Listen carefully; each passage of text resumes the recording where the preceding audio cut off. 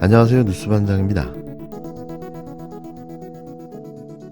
김태우 강서구청장 후보자의 집은 몇 개일까요? 김태우 후보자는 과연 어디에 살고 있는 걸까요? 자신의 어거지 출마를 위해 경기도 성남 분당 집도, 서울 성동구 성수동 집도 버리고 강서구 월세를 얻어 가짜 구민 행세를 하다 결국 덜미를 잡히고 말았는데요.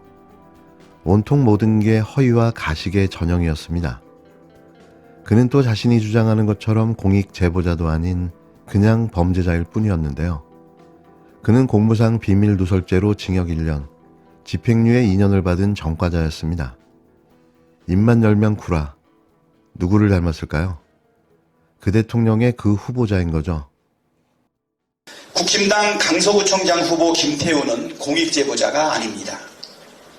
자기 때문에 낭비되는 국민혈세 40억 알기를 우습게 여기는 파렴치범이자 부패한 건설업자와 부정한 방법으로 도움을 주고받은 잡범입니다. 국힘당이 김태우 후보를 공익제보자로 포장하고 있지만 실상은 전혀 다릅니다. 법원은 2021년 1월 1심 판결부터 공익제보자 지위를 전혀 인정하지 않았습니다.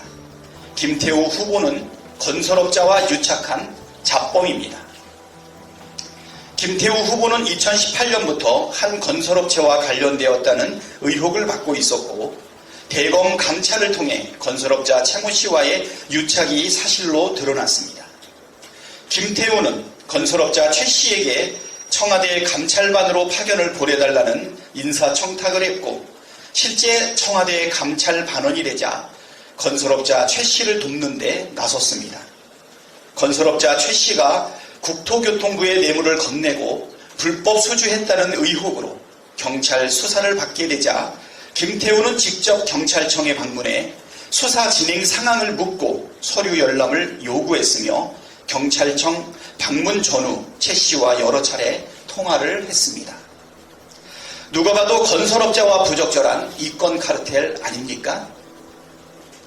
심지어 자신 때문에 발생한 보궐선거에 자신이 다시 출마하는 기괴함과 자신 때문에 발생한 40억을 애교로 봐달라는 그 뻔뻔함은 더더욱 공직자로서의 자격이 없다는 점을 분명하게 합니다. 상식적으로 구청장은커녕 구급 공무원조차 해서도 안 될 부적격자입니다. 강서 구민들께서 파렴치하고 몰상식한 잡범을 퇴출시켜 주실 거라 믿습니다. 강서구청장 보궐선거는 역사의 길이 남을 진짜 교훈을 만들 기회입니다. 국민을 무시하고 탄압하는 무도한 정권은 국민으로부터 심판받는다는 교훈을 똑똑히 보여줄 기회입니다. 몰상식과 파렴치가 아니라 상식과 정의가 승리한다는 교훈을 만들 기회입니다. 사익에 눈먼 자는 공직자가 될 수 없다는 교훈을 만들 절호의 기회입니다. 강서 구민을 위한 진짜 일꾼, 진짜 교훈, 진교훈 후보에게 꼭 투표해 주십시오. 결국 국민이 이긴다는 진짜 교훈, 진교훈 후보 당선으로 만들어 주십시오. 김태우 국힘당 서울 강서구청장 보궐선거 후보가 경기도 성남시 분당과 서울 성동구 성수동에 각각 10억 원이 넘는 아파트를 보유한 다주택 소유주인 사실이 드러났습니다. 반면 강서구에는 보증금 1,000만 원에 월세 60만 원짜리 주상복합 아파트에 살고 있는 것으로 4일 확인됐는데요. 이건 또 뭐죠? 그저 웃음만 나옵니다. 이에 더불어민주당은 양두구육 정권의 전형이라고 직격했는데요.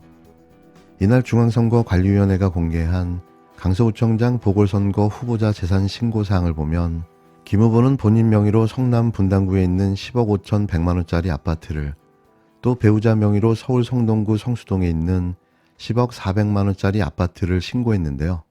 김 후보 부부 소유로 추정되는 아파트의 같은 평대 매물은 각각 13억 4천만 원에서 17억 5천만 원, 13억 7천만 원에서 14억 원에 나온 것으로 알려졌습니다. 김 후보자는 정작 강서구에서는 보증금 1,000만 원에 월세 60만 원짜리에 살고 있었는데요.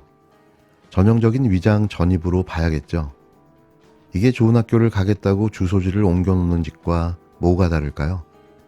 자신의 영달을 위해 어떠한 일도 가리지 않고 벌이고 있는 겁니다. 김 후보는 이날 SNS를 통해 그전까지 강서구 가양동에 살다가 지난해 6월 강서구 등촌동의 한 주택으로 임대차 계약을 통해 이주했다고 밝힌 바 있는데요. 이게 결국 위장 전입인 거죠. 권칠승 민주당 수석 대변인은 이날 브리핑에서 입만 열면 공정과 상식을 외쳐대더니 양두구육 정권의 전형이자 자칭 공익제보자의 위선이 있는 그대로 드러난 것이라고 일침을 날렸는데요. 권 대변인은 자신의 귀책 사유로 치르는 보궐선거 비용 40억 원을 애교로 봐달라더니 선거구에서는 1,000만 원짜리 전세, 선거구 밖에서는 20억 이상의 다주택 보유도 애교로 봐줘야 하냐라며 국힘당이 사전에 김 후보의 부동산 내역을 몰랐다면 무능한 것이고 알고도 공천했다면 강서구민을 우롱한 것이라고 쏘아붙였습니다. 권 대변인은 김 후보는 지금이라도 분당과 성수동 아파트를 처분함으로써 염치를 다할 생각이 없는지를 묻는다며 보궐선거 원인 제공자인 김 후보를 공천한 윤석열 대통령과 국힘당은 강서구청장 보궐선거가 자신들의 독선과 오만에 대한 국민의 심판이 시작될 것임을 명심하라고 일갈했습니다.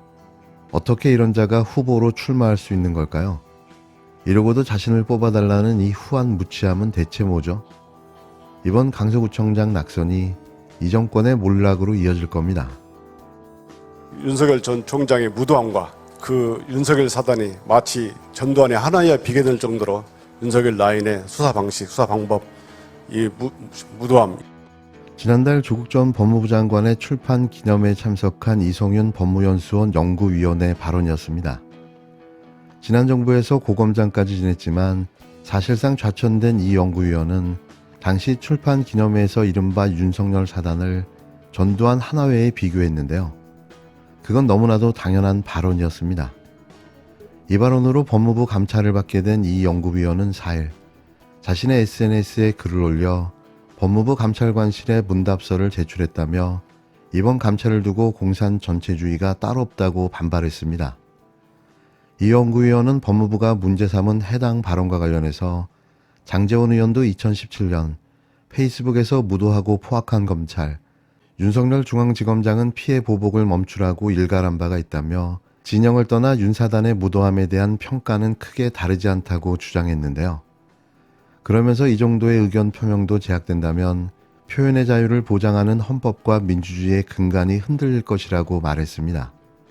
또 조 전 장관과 저는 2019년 법무부에서 함께 일했다며 4년이 지나 자연인으로 돌아온 옛 상사의 북콘서트에서 덕담을 한 것이 검사 윤리강령 위반이라는데 그저 황당할 따름이라고 덧붙였는데요. 이 연구위원은 당시 출판 기념회에서 윤석열 대통령을 겨냥해 사법연수원 동기로 30년 동안 그 사람의 무도함을 누구보다 많이 지켜봤다. 검찰개혁이 제대로 성공했다면 이렇게 무도한 검찰 정권이 생기지 않았을 것이라는 등 강도 높게 비판했습니다.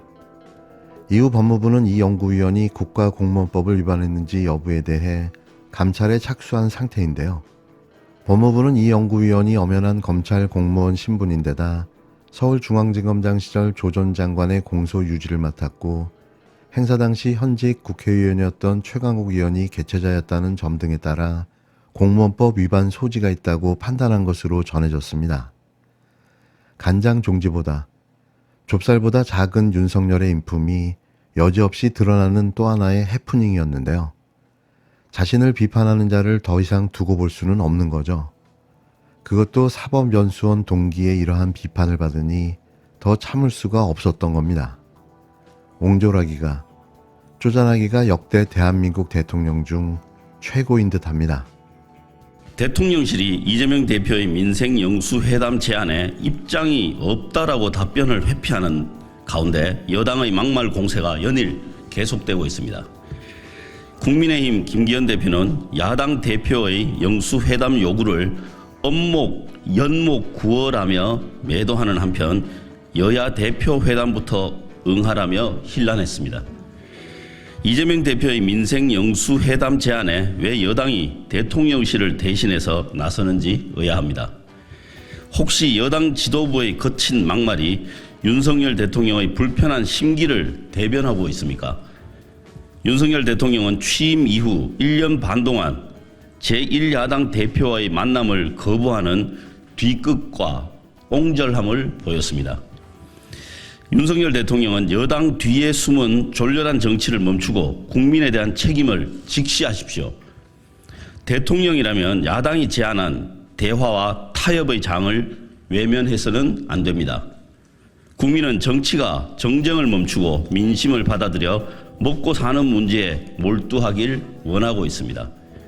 그런데 정작 대통령은 야당 대표를 부정하며 민생 회복을 위한 협치의 기회를 날려서야 되겠습니까?